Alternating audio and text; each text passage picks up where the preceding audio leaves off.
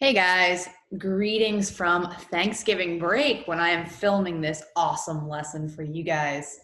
Now, I know I like to say that some things are important, and by some things I mean everything is important, but this lesson is definitely one of those that I'm going to say it again, and I really hope you take it to heart. So today we are going to start, guys, we are going to start communism. Um, in order to get to communism, we need to talk about the reactions to the industrial economy. But I really need you guys to be taking good notes. I need you to be paying attention today, talking about the differences between capitalism, socialism, and communism, because from here on out, we are truly going to be building upon these ideologies. Even though communism is something that comes about in period three, and we don't really see it successfully in period three, it's going to become a major important point in period four. All right, we're going to see some successful communism political revolts, and we're going to see a very important 20th century event that is fought along the lines of communism versus capitalism, okay, the Cold War. So please take good notes, ask good questions, and I hope you enjoy this lesson as much as I will enjoy teaching it, because again, I do really like talking about communism. So let's begin, guys.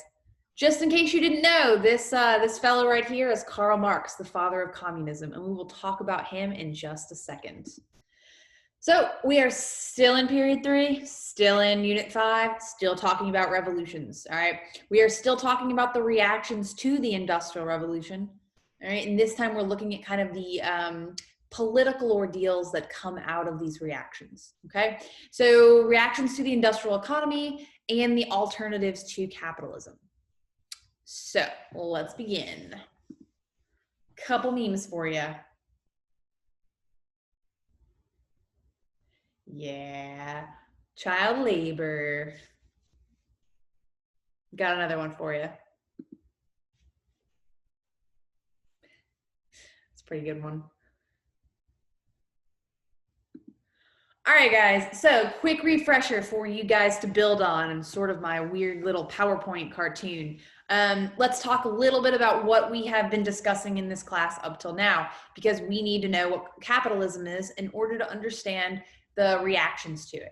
So this British guy right here named Adam Smith is looking at why nations become wealthy, okay? And what he discovers is a theory that we later call capitalism. All right, so basically what Adam Smith says is mercantilism is bad, we've got to get rid of it. Instead, what we need to do is we need to take the government and we need to just sit back and let the economy figure itself out. All right, so in his book, The Wealth of Nations, he talks about something called the invisible hand. My face is probably covering that up. The invisible hand. All right, the invisible hand of the economy is essentially this. The people will decide what they need. The economy will figure it out on its own, because if the government comes in and regulates, it doesn't always get things right. But if the supply and demand laws of economics, things will just happen. You know, there's this invisible hand that, you know, has this sort of way to control the world on its own. I know it sounds kind of weird, but that's exactly what happens. You probably remember my example of the pizza restaurant in Columbus. Okay, if you really want a pizza restaurant, and there are no pizza restaurants here in Columbus, enough people will get together and figure out a way to open one up. Okay, and then we will have other restaurants opening up in competition. That is what capitalism is all about. It's all about making a profit. Okay, so Adam Smith writes The Wealth of Nations. The Wealth of Nations talks about the invisible hand, and from there, these maritime-based empires adopt this theory of capitalism. And you have countries like Great Britain making tons of money, okay? And because they're making tons of money, they're following the tenets of capitalism, including no regulation. So when the government is not regulating anything, they're not regulating what a factory owner can and cannot do. They're not regulating what, what factory owners can pay their people. Things are going to happen, okay? Some good things, some bad things. Good things like the creation of a middle class, okay? So we're no longer dealing with that upper class elites in society and the peasants. Now we're dealing with an upper class, the sort of the factory owners, The middle class, kind of those skilled laborers that manage the factories, okay, they still work for the upper class, but they're a little bit higher up than that bottom class, the lower class, which we would now call the working class. They're sort of the people that are the unskilled labor working in the factories, okay? So that's good, right? Except that not a lot of good stuff happens to those people in the lower class, all right? Yeah, sure, we've got this solid middle class now, which is great, but we also have factory owners that have no regulation and are happy to employ children for next to nothing, or they're happy to dump horrible toxins and chemicals into the atmosphere, into the water systems, because no one is telling them they can't do that, okay? So this is what capitalism is in a nutshell, okay? There's a lot of good things: profit, the creation of a wealthy or a middle class, but there's also a lot of bad things, okay? Pollution, child labor, all right? These are things that we have to deal with. And so all these bad things that I'm talking about, it might come as sort of a question, like, why aren't members of the working class rising up against this system? I mean, clearly only the factory owners are making any money. And even though there is a solid middle class, you know, why there's still a lot of working class people. Why aren't they rising up against this? Okay, and that's a great question. And if this sort of unregulated capitalism had gone on as long as it might have, there would have been a huge revolt against this system. But fortunately, governments began to figure out that there were a lot of problems with capitalism and the way that it kind of allowed the Industrial Revolution to sort of run out of control. So yes, there might have been a revolt of working class people. But fortunately, governments, organizations, and individuals sort of stepped in to promote reforms. So you see some examples of the government coming in and doing some variations of regulation, which Adam Smith probably would not have been very happy about, since it's not true capitalism. But there are some things that had to happen, or we would have had a full-scale working class revolt against this system. So let's talk about the things that the working class was able to acquire. All right. There are kind of a list of things that you do need, make sure you need to understand. And if they are highlighted yellow on the next couple pages, make sure you have them written down. Make sure you understand these reforms and what they meant for unregulated capitalism and the Industrial Revolution itself. Okay. So the first major reaction to this industrial economy was sort of that political one, right? Basically, only wealthy business owners, those factory owners that were making all the money off these factories and all this mass production, they're kind of the only ones that can vote. So this seems a little unfair, right? So only wealthy business owners are the ones that are able to pass to put in politicians that decide how governments are run. So of course, these wealthy business owners are going to continue to put in politicians that are going to keep this system of unregulated capitalism in, right? Well, most of these governments kind of see the writing on the wall. And what you're going to find is in a lot of the industrial democracies, okay? Great Britain and the United States, and occasionally France when it's not in its weird little cycles of revolution. These democracies are going to see the writing on the wall, and they're going to understand that if they don't give some sort of concessions to the working class and even the middle class, you're going to have a pretty awful revolt.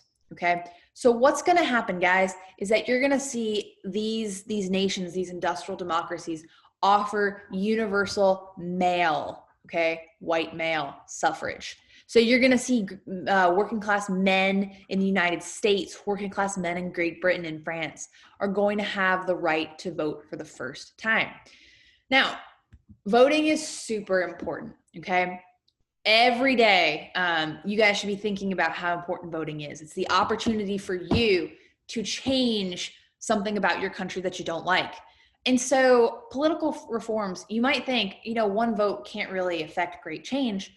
But in these industrial democracies, it does. Okay, so think about if the large majority of society are working class people. All right, so the large majority of people can vote in politicians that want to create reforms for the working class. So voting is a non-violent way to truly affect the way your country is being run. And what you'll see, guys, is that when this universal male suffrage goes through, when men have the opportunity to vote in politicians that are willing to work for them, you're going to see that these people are basically given a voice. And so they're going to vote for politicians that actually care about them. All right. You're actually going to see places like Great Britain towards the end, actually, I think it's in the 20th century, they're actually going to vote in politicians that are socialists because these people are willing to work for the lower class. Okay, again, it is a non-violent way to affect meaningful change. And so by the year 1900, all males in the United States, probably should emphasize, all white males in the United States will have the right to vote. Okay, African-American males will be able to vote in parts of the United States, but as we know, there are exceptions. The American South does not allow African-American men to vote, but all other males are able to vote in the United States. And this is a huge, huge change. Okay, this is a political reform, and it allows people to finally have the right to express their displeasure with the way things are run through the way they vote. Okay. In addition to political reforms, guys, you're going to see social reforms. Now, if you turn on CNN or Fox News or MSNBC or whatever y'all watch when you watch news, you're going to hear a lot today in 2020 about healthcare. Okay, healthcare is a social reform. Other social reforms, child labor, okay, assistance of the elderly, which we would probably think of as like Social Security. All right, social reforms are going to come about as a reaction to the industrial economy. All right, governments are seeing the horrible treatment of people in these factories, and they're constantly concerned about the working class potentially revolting. So they're going to do some menial stuff to create a system that at least kind of gives some sort of reform to the people. Okay. One thing they'll do, you'll see in Great Britain and in the United States, efforts to limit child labor. All right, so we're gonna see laws against how many hours a day children can work. We're gonna see laws that require children to be in schools instead of in the factories. Okay, we're going to start seeing laws that are also going to be helpful for women. Like certain women can't be working a certain amount of hours when they're pregnant. Okay, you're going to see all of these social reforms, and their input as a way to assist these working class people. Now, you might think back to what true unregulated capitalism is in accordance with Adam Smith. And the truth is that the government regulations here, this is not true capitalism. But on the other hand, before you get upset, this needs to happen, okay? With this unregulated capitalism, you see this awful, awful, awful things happening to the working class. And so the government does need to step in, and it does need to help, or cease child labor, help with the healthcare systems. You see in places like Germany, the government's going to create a pension. Okay, a pension is essentially this: elderly people who can no longer work 40 hours, 80 hours a week in a factory should be able to afford, retirement. And so Germany's going to be the first place where you see pensions. Okay, pensions are created. Germany's also going to have universal health care in the 1800s. Okay, that's something that we still in the United States cannot decide whether we want or don't want today in 2020. Germany's going to have it for over hundreds of years. You're also going to see educational reforms. So I know a lot of you guys ask me questions about why the kids weren't in school. Why were these kids all working in the mines? Why were they cleaning looms in the textile factories? How come they weren't in school? And the truth is there was no laws, there was no rules, and there was no public education prior to the Industrial Revolution. Who paid for education? Parents. Do you think working class parents had the money to send their kids to school? No, they didn't. They needed more money, which is why they sent their kids to work in the factories. So what you're going to see are these educational reforms. The United States and Great Britain are going to create an apparatus for free government funded schools. All right. So the government is actually going to pay for public education, which, in addition to keeping these children safe and out of the factories, it's also going to be good for these governments to create sort of a citizenship program. So if the government is sort of in control of your education, that's good. They can create this sort of citizenship. All right. Keep this in mind, guys, because these educational reforms will be something we need to talk about in just a few minutes. Hold on. So as I said to you guys, and I keep saying it over and over again, all right, after last class when we talked about the disturbing amount of pollution going into the air, the children working in factories, slaving over, a penny an hour, little children losing their hands in the looms or in the mines, how come the working class doesn't rise up against the upper class elites? Okay, it's a really good question. And like I said, they probably would have if we didn't have these minor reforms, this creation of a public school education, or this, male suffrage, okay, giving men the right to vote out politicians that they don't agree with, okay, child labor laws, all these things, they don't really seem like major reforms, but they are, and they sort of placate this working class. Instead of revolting, they're going to get these minor concessions, okay? But the problem is, guys, is you're going to see that all of the reforms we just talked about, you're really only going to see them happening in places that are democracies, where people have the right to vote for change. You don't see them in places like Russia. And I want you to keep that in mind, because Russia's going to be an interesting case, okay? It's going to be a monarchy, I guess. And they're not going to allow for public education. They're not going to allow for child labor laws. And so what's going to happen is there's no sort of placation of this working class. And so you got to keep this in mind, because Russia's going to have a nasty revolution. Okay. And this is going to play a big part. They never got any sort of reforms to this unregulated capitalist system. Okay.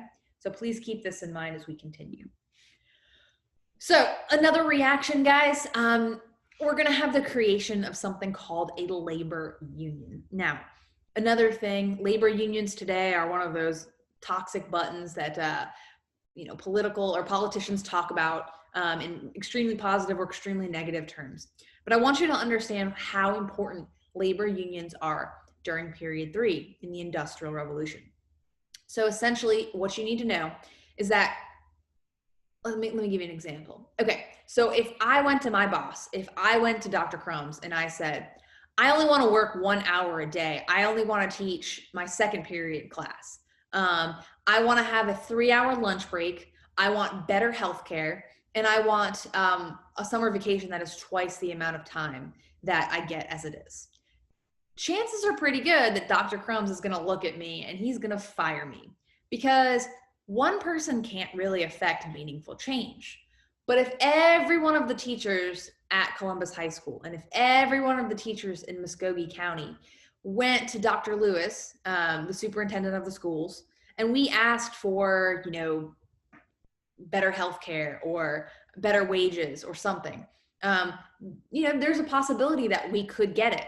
And that's because while one worker can't necessarily affect meaningful change, a group of workers who collectively bargain for change might. Okay, so what a labor union is just this. A large group of people in the same profession come together and they create this union. And this union is going to bargain with the employers for benefits. So the unions will ask for better wages, they'll ask for better working conditions, they'll ask for, child labor laws. And because there's a mass group of people asking for it, it's much easier to get these concessions rather than one person. And if the employer says, oh, heck no, I'm not giving you better health care, or heck no, I'm not disallowing child labor, every member of that union, which could be 100% of the factory, could easily just say, all right, well, we're not coming to work tomorrow, and completely shut down that factory. Okay. And at that point, the factory owners and the managers don't have any workers. Okay, so they don't have any sort of production going on. There's no goods being created, and that's bad. So the unions, will provide that collective bargaining tool. Okay, and again, so now that people are on strike and they're not working, the owner of the factory has to come back to the union and kind of decide, okay, well, I can give you this concession if you come back to work. Okay, so what you're going to see, guys, are these labor unions that they're going to fight for improved and safer working conditions. So stop putting toxic waste into the air. Okay, stop making my children put their tiny little hands in these looms that cut their fingers off. All right, they're also going to be asking for a 40-hour work week. All right, 40-hour work week's pretty standard here in 2020. All right, I work 5 days a week for 8 hours a day. That's a 40-hour work week. Okay, but think about when you don't have regulation. Okay, when you don't have the government telling factory worker or factory owners, you can only allow your employees to work 40 hours. They might be asking their employees to work 80 hours. Who knows? Okay. So these labor unions are going to assist people in getting this 40-hour work week. They're also going to assist people in asking for better pay from the factory owners.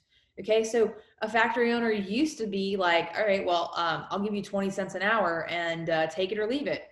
Now, because all of the workers in the factory are asking for a raise, 40 cents an hour, the factory owner usually has to give it, or he's going to have to fire and find a whole new set of workers and then have to train them. Okay, it's much cheaper to keep your workers that you already have. So labor unions are going to exist. They're going to be created as a reaction to this industrial revolution and as a reaction to all the reforms that are coming through. Okay.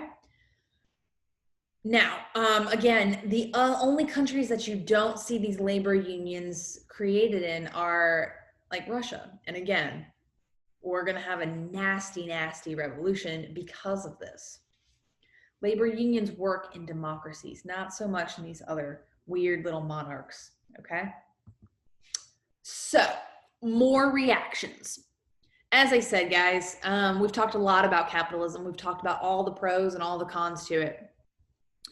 But, all of these reforms that come through, public education, child labor laws, male suffrage, sometimes it's just not enough.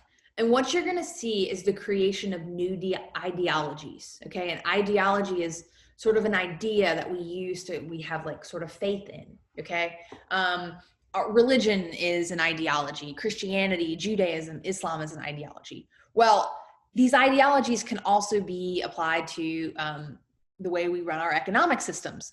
So after Adam Smith creates capitalism, the British Empire runs according to the ideology of capitalism. Well, there are other competing ideologies that also emerge from this industrial revolution. And today we're going to talk about two of them, including socialism and communism. Okay. Like I said, guys, keep communism tucked away in your brain because we are going to talk a lot about it. Okay.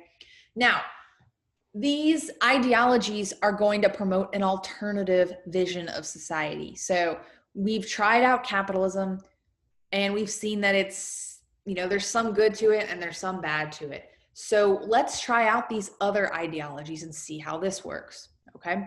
Now, socialism, it's not really fair to do a pendulum where you have socialism in the middle and then capitalism and communism. It's not really fair. That's not how that works.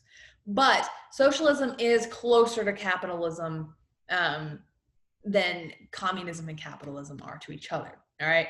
What socialism is essentially this. Rather than capitalism, which says no government regulation, period, socialism actually says we need government. We need a big, strong government. Okay.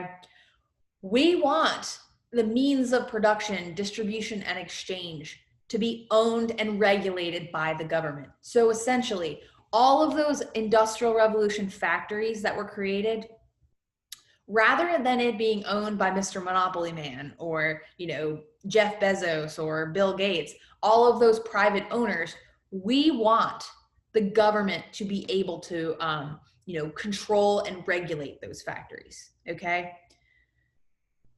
We want to make sure that the government comes in and makes those private owners only allow for a 40-hour work week, no child labor. Pregnant women don't have to work as much. There needs to be good health care, okay? The government needs to step in, and it needs to make sure these reforms are implemented, okay? So essentially, the community as a whole should own these factories, not one private individual, okay? Not the government per se, but the community should all have a stake in the goodness of society, okay? And the advocates for this basically want the government to redistribute wealth. So all that money that those elites have made off of the backs of the working class, we should redistribute that to everyone, okay? But there are some people that don't think socialism goes far enough. And one of those people is this guy right here, old fancy beard, Karl Marx. So write his name down, put a bunch of stars by it, and let's talk about this guy, all right? So Karl Marx is a German philosopher. Now, he also is a big fan of history. And so what he does is he studies history, and he studies human history basically from the beginning. And what he does is he notices that throughout human history, there has always been revolts against the elites in society. And it's not entirely wrong, right? But what he does is he applies this concept of history to economic systems. And so he essentially says that everyone in the entire world, all of these people that are working class members, are going to revolt against the elites and the middle class in society, okay? They're going to do it. It's going to happen. Like, it's inevitable, okay?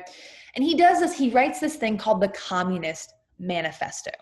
And basically, communism, the political system that grows out of Marx's Communist Manifesto, is the opposite of capitalism, all right? He says that not the community should own all the factories, all right? Not private elites owning all the factories, but government. So the government, we need a strong and powerful government run by all the people, okay?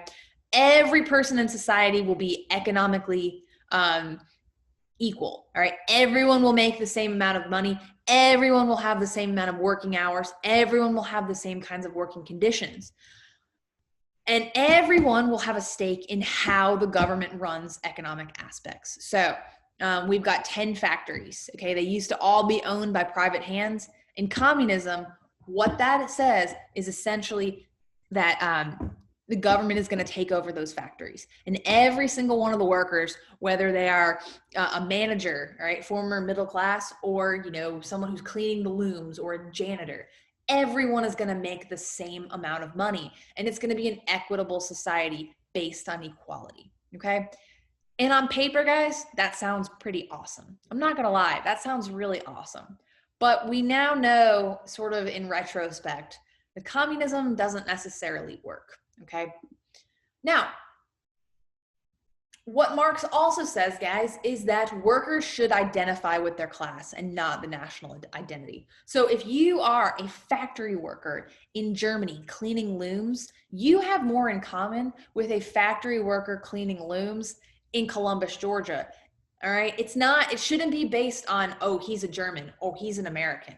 It needs to be based on your class. So you're a member of the working class, a member of the middle class, or the elites, okay? Not an American or German or British or French or whatever, okay? Class trumps all.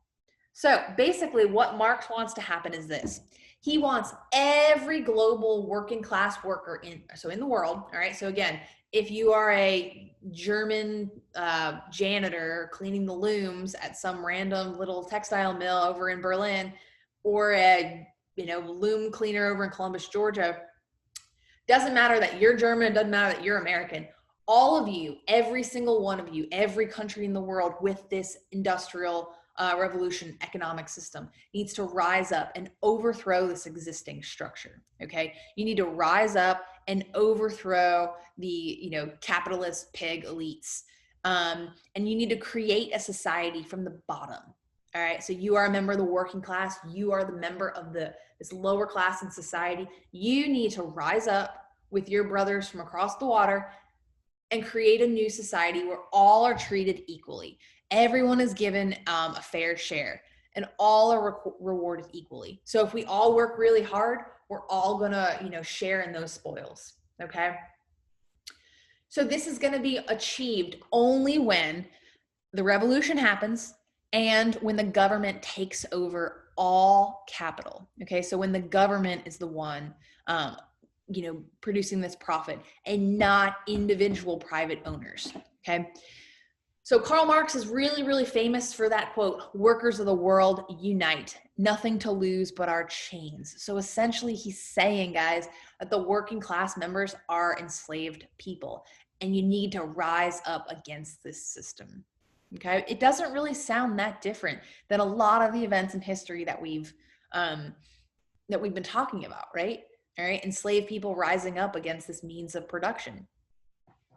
Now, what I want you to keep in mind, though, is this. In period 3, so 1750 to 1900, we never once see an example of a successful communist revolution. Never once. All right. We never in history ever see a global workers' revolution. It's not going to be until period 4 that we see the first successful communist revolution. And it's not going to take place in Germany, all right, where Karl Marx is from and where he was essentially writing about. That's where he thought communism would really take place. Instead, it's going to take place in Russia. Okay, so I want you to keep that in mind. The other thing that I think is worth sharing is how, as I said, Karl Marx was a historian, all right? He was a philosopher, but he loved history. And his idea of society was that communism was sort of the pinnacle of evolution, all right? So you had these early societies where you had enslaved people, all right? Moving on, you had feudalism, all right? That's period 1 Europe. We talked about the social structure, lords, vassals, all right, knights, and then the peasants. And from feudalism rose capitalism. Now, Marx felt that after capitalism, reached its natural end, you'd see socialism. And from socialism, you'd have your communist revolutions, okay? So, we now know that that's not really how this progression works, but this is what Karl Marx believed would happen, okay?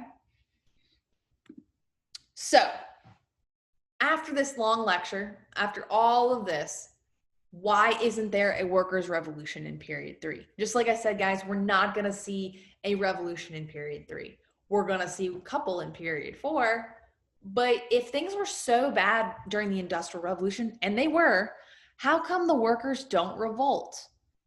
And it comes down to this.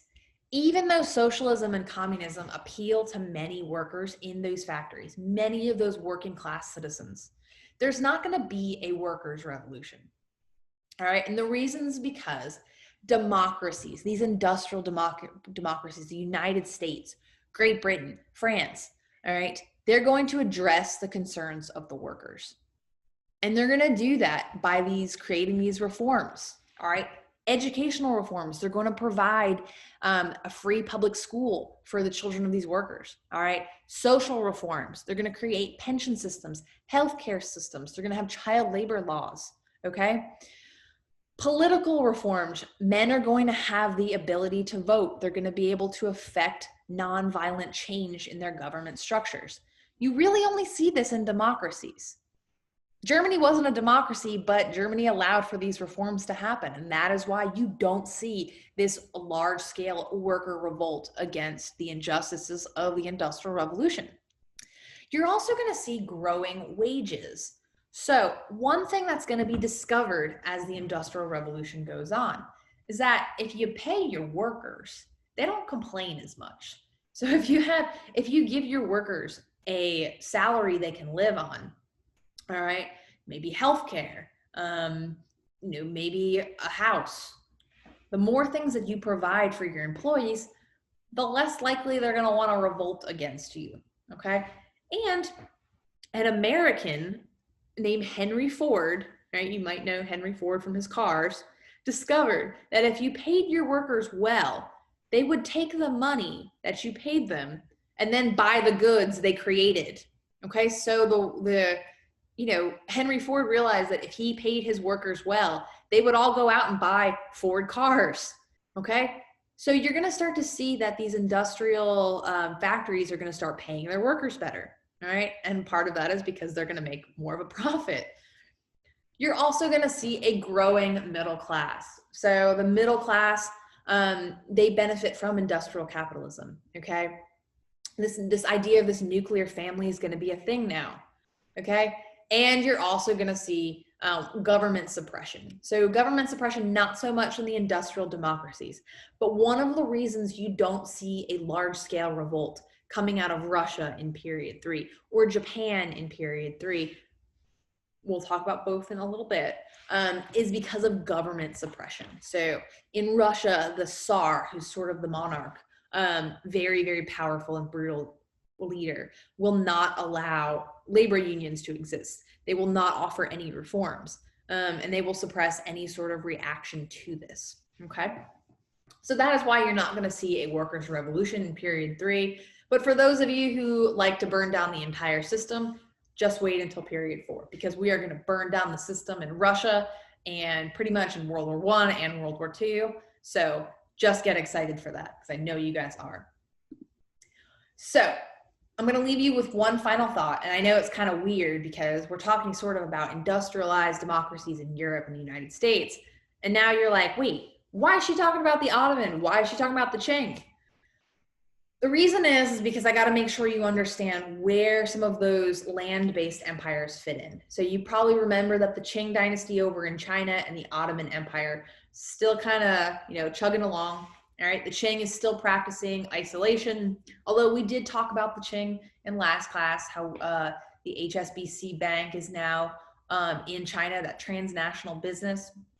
All right, the British have kind of established a banking system there. They're also selling drugs to the Chinese, but that's a different story. You also have the Ottoman Empire. So the Ottoman Empire is starting to look a little sad. Let's just say that. Now, these land-based empires are looking around at the rest of the world, and they're looking at Great Britain and the United States and Germany and France, and they're seeing the Industrial Revolution, and they're seeing the immense wealth coming out of these nations. And they're starting to, you have reformers propose government-backed industrialization. So these reformers want the Ottoman caliph, they want the Qing emperor to fund industrialization, to bring in factories and to industrialize rapidly. Now, the problem is, guys, is these reformers want to modernize. All right, they want to modernize the military, they want to modernize the economies based on the Industrial Revolution. But not everyone wants this. All right, the Qing emperor doesn't want this. All right, the Ottoman caliph does not want this. And so elite groups are going to oppose industrialization. And so you're going to see the Qing and the Ottomans never industrialize. So what's going to happen to these amazing land-based empires that never industrialize? Well, you're going to have the European maritime-based empires, who are already more powerful, continue to get more and more powerful, while these other land-based empires start to decrease in power, okay? Because they never really industrialize. So keep this in mind, guys. Hopefully we will talk about them again. We will definitely talk about them again, probably after our Christmas break, okay? Now, if you missed if you were, tuning into this lecture now because you missed class, do email me for the in-class assignment. And if not, have a great rest of your day. Ain't no party like the Communist Party. And again, please keep this in mind, guys. Our midterm exam is coming up. It's going to be period 1, period 2, and all that we've learned up till now in period 3. And as I said, guys, this lecture is a good one. This one's a big one. All right, from here on out, we are going to be building upon communism because communism is going to pretty much rock the world. All right, see y'all later.